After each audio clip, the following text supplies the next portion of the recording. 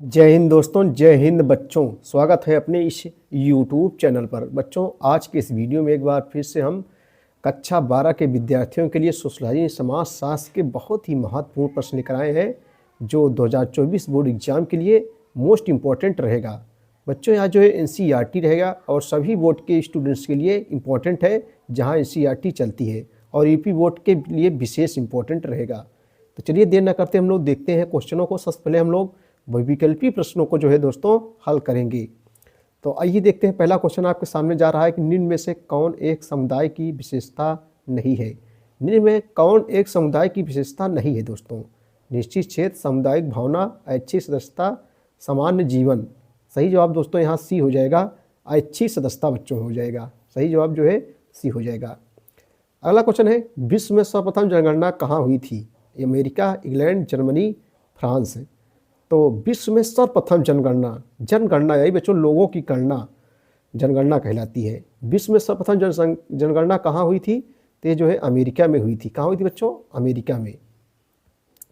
अगला क्वेश्चन है, जात की उत्पत्ति किस काल से हुई है? जात की उत्पत्ति जो है किस काल से हुई है? वैदिक काल, उत्तर वैदिक काल, मौर्य काल, गुप्त काल। सही जवाब क्या हो जाएगा? सही जवाब दोस्तों यहाँ जो है बी हो जाएगा, जो है उत्तर वैदिक काल हो जाएगा। क्या हो जाएगा बच्चों? उत्तर वैदिक काल। ठीक है, अगला क्वेश्चन देखेंगे हम लोग। अगला क्वेश्चन आपके सामने जा रहा है, व्यापार पर एकाधिकार किस पद्धति पर आधारित था? व्यापार पर एकाधिकार जो है किस पद्धति पर आधारित था? सहयोग, पारंपरिक, वंशानुगत, समूह। तो सही जवाब बच्चों क्या हो जाएगा यहाँ? वंशानुगत हो जाएगा। सही जवाब जो है सी हो जाएगा। ठीक है, भारत में पिछड़े वर्ग आयोग के अध्यक्ष कौन थे? भारत में पिछड़े वर्ग के आयोग के अध्यक्ष कौन थे? तो सही जवाब यहाँ जो है बी हो जाएगा, काका कालेकर हो जाएगा बच्चों। कौन हो जाएगा? काका कालेकर। निम्नलिखित में से कौन सी भारत के एकीकरण की प्रमुख बाधा है? निम्नलिखित में से कौन सी भारत के एकीकरण की प्रमुख बाधा है? विज्ञान, सांप्रदायिकता, कृषि, तकनीकी प्रौद्योगिकी। तो बच्चों सही जवाब यहाँ जो है सी हो जाएगा, सांप्रदायिकता हो जाएगा। शोध प्रश्नों का निर्धारण करने के बाद शोधकर्ता को सर्वप्रथम करना चाहिए चयन, अवलोकन, अनुसंधान, विश्लेषण। तो सही जवाब दोस्तों क्या हो जाएगा? ए हो जाएगा बच्चों, चयन हो जाएगा। यहाँ पर क्या हो जाएगा? चयन। शोध प्रश्नों का निर्धारण करने के बाद शोधकर्ता को सर्वप्रथम चयन करना चाहिए। नेक्स्ट क्वेश्चन है कि ब्रिटिश उपनिवेशवाद किस व्यवस्था पर आधारित था? इससे जो है ब्रिटिश व्यवसाय को जो है लाभ मिला। समाजवादी, पूंजीवादी, आर्थिक विश्लेषण, औद्योगिकरण। ब्रिटिश उपनिवेशवाद किस व्यवस्था पर आधारित था जिससे ब्रिटिश व्यवसाय को जो है लाभ मिला? तो सही जवाब दोस्तों यहाँ जो है बी हो जाएगा, पूंजीवादी। देखो एक पूंजीवादी अर्थव्यवस्था होती है और एक जो है समाजवादी अर्थव्यवस्था। जैसे अमेरिका है, अमेरिका में पूंजीवादी अर्थव्यवस्था है, लेकिन रूस वगैरह में क्या है? समाजवादी अर्थव्यवस्था है। लेकिन दोस्तों भारत में क्या है? भारत में जो है मिश्रित अर्थव्यवस्था को बच्चों अपनाया गया है, जिसमें पूंजीवादी और समाजवादी अर्थव्यवस्था दोनों का मिश्रण है। अगला क्वेश्चन बहुत ही इंपॉर्टेंट क्वेश्चन है, संस्कृति को भौतिक और अभौतिक संस्कृतियों में जो है किसने वर्गीकृत किया है? संस्कृति को भौतिक और अभौतिक जो है संस्कृतियों में किसने वर्गीकृत किया है? Morgan, Weber, Sorokin, Ogburn. तो दोस्तों सही जवाब क्या हो जाएगा? यहाँ डी हो जाएगा, आगबर्न हो जाएगा। क्या हो जाएगा भैया? आगबर्न हो जाएगा। चलो बच्चों अगला क्वेश्चन देखेंगे, संविधान का अंतिम व्याख्याकर्ता कौन है? संविधान का जो है अंतिम व्याख्याकर्ता कौन है? जिला न्यायालय, उच्च न्यायालय, उच्चतम न्यायालय, ये सभी। तो सही जवाब बच्चों यहाँ सी हो जाएगा, उच्चतम न्यायालय, जिसको जो है सर्वोच्च न्यायालय के नाम से जानते हैं और इंग्लिश में से सुप्रीम कोर्ट कहते हैं। तो संविधान का अंतिम व्याख्याकर्ता जो है कौन है? उच्चतम न्यायालय है। चलिए बच्चों अब हम लोग जो है अत्यगुत्तरीय प्रश्नों को देखेंगे। बहुत इंपॉर्टेंट क्वेश्चन लगातार कई वर्षों परीक्षाओं में जो है पूछे गए हैं, ये सब अत्यगुत्तरीय प्रश्न है। पहला क्वेश्चन है बच्चों कि साक्षात्कार पद्धति क्या है, जिसे इंग्लिश में इंटरव्यू कहते हैं। साक्षात्कार आप लोग जानते हो बच्चों, इंटरव्यू लिया जाता है IAS PCS वगैरह परीक्षा में। तो साक्षात्कार पद्धति क्या है? क्या है साक्षात्कार पद्धति? आइए इसको उत्तर हम लोग देखते हैं। देखो बच्चों, साक्षात्कार पद्धति के अंतर्गत कार्यकर्ता तथा सूचना प्रदाता, प्रदाता माने देने वाला, साक्षात्कार पद्धति के अंतर्गत कार्यकर्ता तथा सूचना प्रदाता के बीच आमने सामने संपर्क स्थापित करके कुछ ऐसे रहस्यों का पता लगाया जाता है जिससे सूचना प्रदाता के अतिरिक्त और कोई नहीं जानता है। इस पद्धति में बच्चों वास्तविक प्रश्न यानी मूल वास्तविक प्रश्न वार्तालाप के दौरान जो है उभर कर सामने आते हैं। ठीक है भैया। चलिए दोस्तों अगला क्वेश्चन हम लोग देखते हैं, संप्रदायवाद अथवा जो है सांप्रदायिकता क्या है। संप्रदायवाद अथवा सांप्रदायिकता जो है क्या है, तो उत्तर देखेंगे। संप्रदायवाद या सांप्रदायिकता का अर्थ है धार्मिक पहचान पर आधारित आक्रामक उग्रवाद है। उग्रवाद जो है जो दोस्तों जो है स्वयं में एक ऐसी अभिवृत्ति है जो अपने समूह को ही वैध या श्रेष्ठ समूह मानती है और अन्य समूहों को जो है निम्न, अवैध अथवा विरोधी समझती है। भारत में जो है संप्रदायवाद एक विशेष मुद्दा जो है बन गया है, क्योंकि यह जो है तनाव एवं हिंसा का जो है पुनरावर्तक स्रोत रहा है। पुनरावर्तक मीन्स होता है पुनः आने वाला जो है स्रोत रहा है। चलो बच्चों अगला क्वेश्चन हम देखते हैं। अगला क्वेश्चन भैया है बहुत ही इंपॉर्टेंट क्वेश्चन बच्चों, बहुत सरला। देखो बहुत सब कठिन क्वेश्चन नहीं होते हैं, बहुत सरले क्वेश्चन है। सामाजिक विषमता से क्या अभिप्राय है। सामाजिक विषमता मतलब एक समाज में एक समान ना रहना, अलग अलग समान रहना। सामाजिक विषमता विश्व किसे कहते हैं। देखो कोई समाज होता है, गांव होता है, उसमें कुछ लोग बड़े होते हैं तो कुछ लोग गरीब होते हैं, तो मतलब एक समान नहीं रहते हैं, इसी को सामाजिक विषमता कहते हैं। ये सब क्वेश्चन अपने मन से भी लिख सकते हैं आप। सामाजिक विषमता से क्या अभिप्राय है। देखो प्रत्येक समाज में कुछ लोगों के पास धन संपदा, शिक्षा, स्वास्थ्य एवं शक्ति जैसे मूल्यवान संसाधनों का दूसरों की जो है अपेक्षा अधिक बड़ा भाग होता है, जबकि कुछ लोगों के पास यहाँ कुछ रहना चाहिए, जबकि कुछ लोगों के पास जो है इनका अभाव होता है, जिसे जो है सामाजिक विषमता कहा जाता है।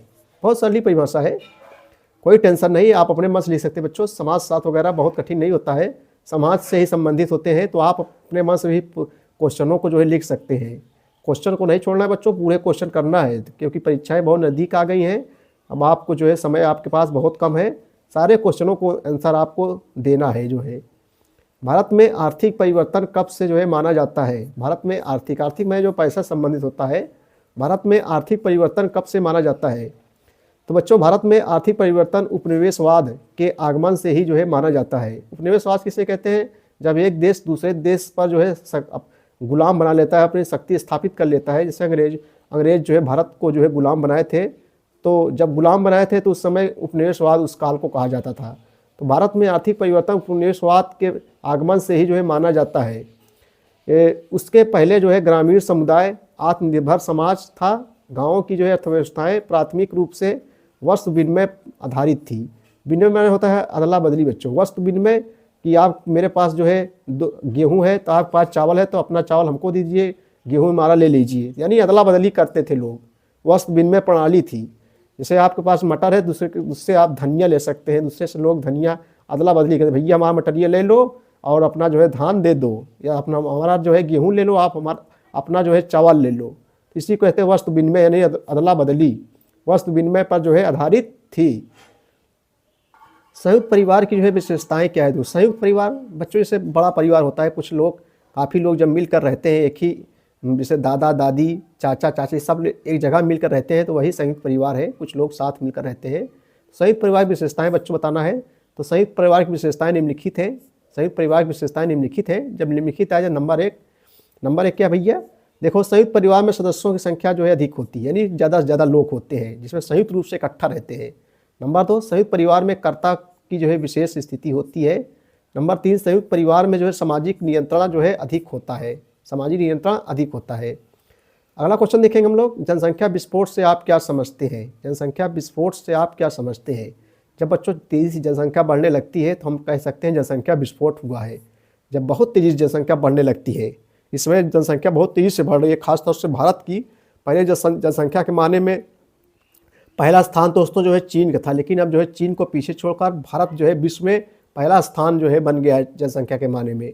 और भारत में उत्तर प्रदेश का स्थान सबसे ज़्यादा है। राज्य में अगर देखा जाए तो उत्तर प्रदेश सबसे ज़्यादा जनसंख्या वाला देश है। तो जनसंख्या विस्फोट से आप कैसे जनसंख्या के तेज़ी से बढ़ना, ये भी क्वेश्चन आप अपने मन से लिख सकते हैं। देखो बच्चों, जब किसी देश की जनसंख्या की मृत्यु दर में कमी होती है, यानी मरते कम लोग हैं, पैदा ज़्यादा लोग होते हैं। जब किसी देश की जनसंख्या की मृत्यु दर में कमी होती है तथा साथ ही बाल मजदूरों, यहाँ बाल है, बाल मृत्यु दर में भी कमी होती है। लेकिन जो है जन्म दर और जीवन प्रत्याशा किसे कहते हैं? शिक्षा, स्वास्थ्य, ये सब शिक्षा, स्वास्थ्य, ये सब जनसंख्या जीवन प्रत्याशा के अंतर्गत आता है। ठीक है भैया। तो बाल मृत्यु दर में भी कमी होती है, लेकिन जन्म दर और जीवन प्रत्याशा में वृद्धि होती है। तो इन परिस्थितियों के संयुक्त प्रभाव के कारण जो है जनसंख्या में बहुत तेज़ी से वृद्धि होती है। और बच्चों इस स्थिति को ही जो है जनसंख्या विस्फोट कहते हैं। इस स्थिति को ही जनसंख्या विस्फोट कहा जाता है, यानी बहुत तेज़ी जनसंख्या का बढ़ना जो है। समाजशास्त्र विषय के प्रति हमारी जो है धारणाएं क्या है? समाजशास्त्र विषय के प्रति हमारी जो है धारणाएं क्या है? आइए इसका उत्तर देखते हैं।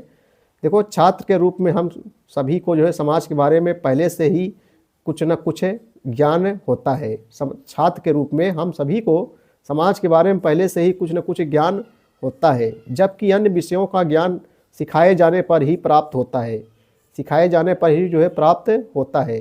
पहले से प्राप्त किया गया ज्ञान समाजशास्त्र के लिए सहायक एवं बाधक दोनों रहे हैं बच्चों। ठीक है, तो बच्चों इसका उत्तर ये हो जाएगा। चलिए अगला क्वेश्चन देखते हैं हम लोग।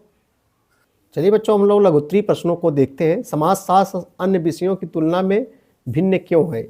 समाजशास्त्र जो है अन्य विषयों की तुलना में जो है भिन्न क्यों है? आइए इसका उत्तर देखते हैं। समाजशास्त्र अन्य विषयों की तुलना में क्यों भिन्न है? देखो बच्चों, समाजशास्त्र एक ऐसा विषय है जिसके बारे में समाज कुछ न कुछ जानता है। समाज जो है कुछ न कुछ जानता है, लेकिन अन्य विषयों की शिक्षा में विद्यालय में, घर तथा अन्य स्थानों पर जो है सिखाए जाने पर ही प्राप्त होती है। समाज के बारे में हमें अधिकतर ज्ञान बिना किसी सुस्पष्ट शिक्षा के जो है अर्जित होता है। समाजशास्त्र जो होता है समय के साथ जो है बढ़ने वाले एक अभिन्न अंग की तरह होता है, जो स्वाभाविक तथा जो है स्वतः स्फूर्त तरीके से जो है प्राप्त होता है। बच्चों, समाजशास्त्र हमें यह सीखने के लिए तैयार करता है कि दुनिया को जो है केवल हमें अपने दृष्टिकोण के अतिरिक्त हमसे अलग लोगों के जो है दृष्टिकोण से कैसे देखा जाए। ठीक है भैया। चलो अगला क्वेश्चन देखते हैं बच्चों। सामाजिक जनसांख्यिकी से आप क्या समझते हैं? सामाजिक जनसांख्यिकी से आप क्या समझते हैं? आइए इस लघुत्तरीय क्वेश्चनों को देखते हैं हम लोग। मोस्ट इंपॉर्टेंट क्वेश्चन है, सामाजिक जनसांख्यिकी से आप क्या समझते हैं? तो आइए इसका उत्तर देखते हैं। देखो, सामाजिक जनसांख्यिकी में जनसंख्या के सामाजिक, आर्थिक या राजनीतिक पक्षों का जो है अध्ययन किया जाता है, या जो है किसी विशेष समाज की जन्म दर, मृत्यु दर एवं प्रवसन को प्रकाश में लाता है। प्रवसन में होता है जो है दोस्तों बाहर बसना या विदेश जाकर बसना, एवं प्रवसन को प्रकाश में लाता है। सामाजिक जनसांख्यिकी के अंतर्गत 4 प्रक्रियाएं शामिल होती हैं जो निम्नलिखित है। नंबर 1, जनसांख्यिकी संरचना। इसमें एक क्षेत्र में रहने वाले लोगों की संख्या का जो है अध्ययन किया जाता है। नंबर 2 जो है सांख्यिकी प्रक्रिया। इसमें बच्चों जन्म दर, मृत्यु दर तथा प्रवसन का जो है अध्ययन किया जाता है। नंबर 3 जो है सामाजिक संरचना। इसमें एक क्षेत्र संगठन का जो है अध्ययन किया जाता है। नंबर 4 जो है सामाजिक प्रक्रियाएं।